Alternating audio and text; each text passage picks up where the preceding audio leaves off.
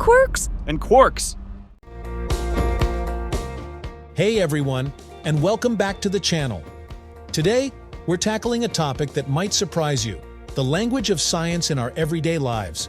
We'll be dissecting words like theory and hypothesis that get tossed around casually, but often misused.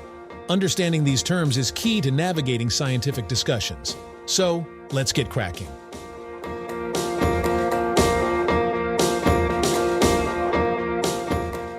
Let's begin with the most basic level, conjecture. Imagine brainstorming new ideas.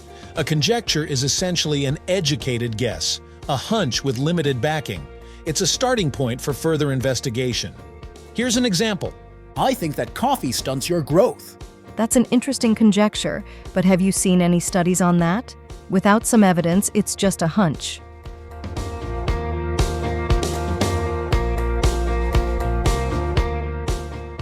Next step up, the hypothesis. This is a more formal guess, but a crucial one. It's a testable prediction based on observations and research.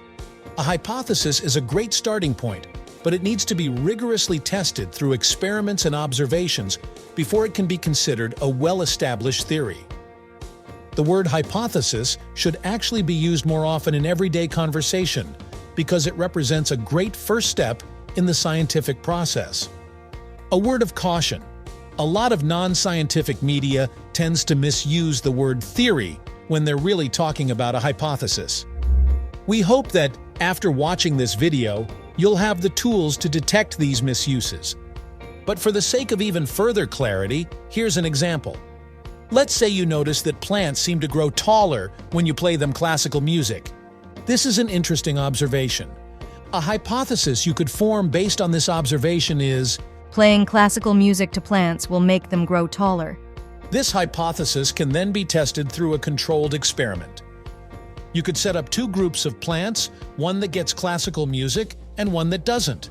If after a period of time, the plants exposed to music are demonstrably taller, then that would lend support to your hypothesis. However, it wouldn't necessarily mean it's a fact. More testing and experimentation would be required before you could develop a full-fledged theory about the effects of music on plant growth.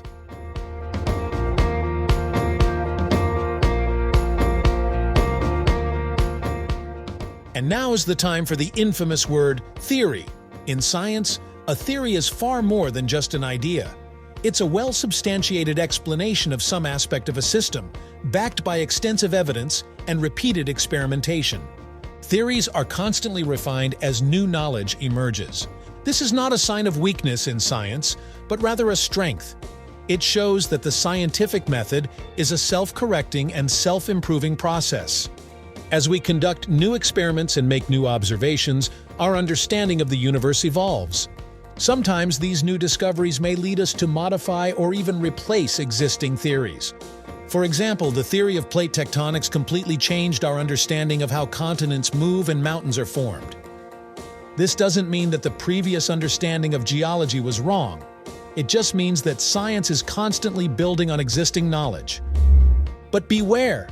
Theory is probably the most commonly misused scientific word. Here's an example. Evolution is just a theory, so it's not real. Here's the thing about theories. They're not the same as guesses. Evolution is a well-established theory with mountains of evidence from fossils, DNA, and countless observations. It's the best explanation we have for the diversity of life on Earth, and like most theories, the theory of evolution is also still evolving, constantly subject to improvements as scientific knowledge advances. New discoveries about genetics, for example, have shed even more light on how evolution works.